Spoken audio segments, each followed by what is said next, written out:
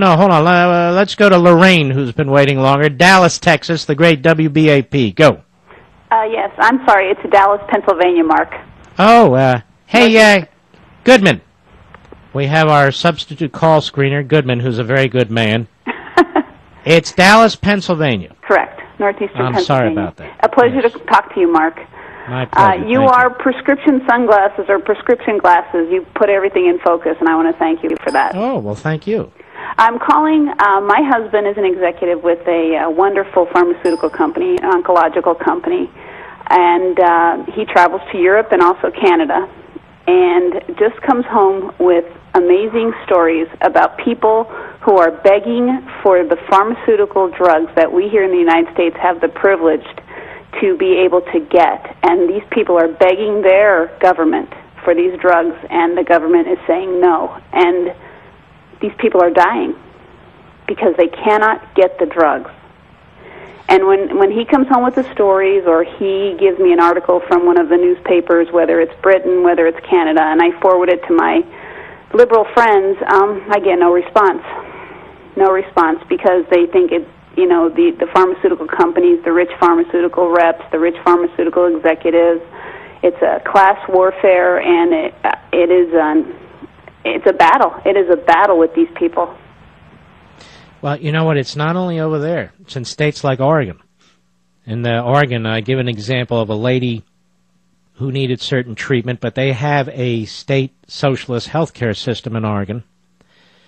And she had advanced, I believe it was cancer, and they would not approve an expensive drug, and they said it's rationing, but they said we do have assisted suicide, and she got an unsigned letter that said we would be prepared to pay for that. Correct, because they don't value life.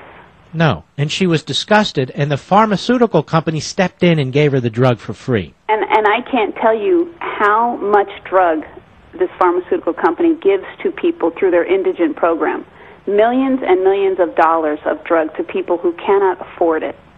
A young boy, 15 years old, his family was unable to get it. The insurance company wouldn't pay for it, and the company stepped in and paid for the drug for the boy. It was his last hope. Well, here's the thing. When I look at these guys preaching to us all the time where people need to do more and so forth, I look at Biden, who never gave more for most of his career, never gave more than $500 a year to charity. I look at Obama, until he came on the national scene and started to make a lot of money with his books, really never contributed much at all. And his wife made a lot of money, never contributed much at all, a few percentages of their income. They have family members that they don't help, despite the fact that he's worth millions now. We have pharmaceutical companies that do this. They give out free drugs if people can prove that they cannot afford them.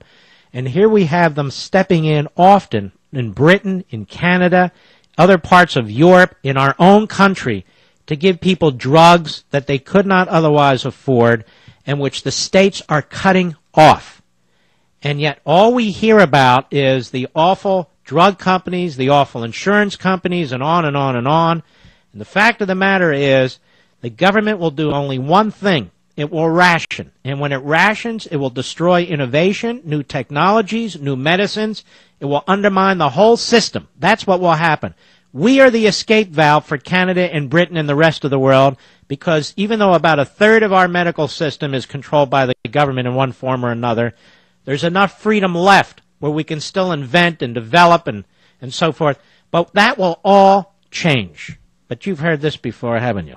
Yes, I have. And I can't tell you the process that these pharmaceutical companies must go through to get a drug approved. Often it's 20 years, hundreds of millions of dollars. Yes. The FDA is unbelievable. There was a drug that went to the board, and it was for breast cancer, and a young mother begged the FDA to approve this drug so that she could see her daughter graduate from preschool. She was begging them to approve it. I can't fathom that in this country. I can't fathom it. And the money these pharmaceutical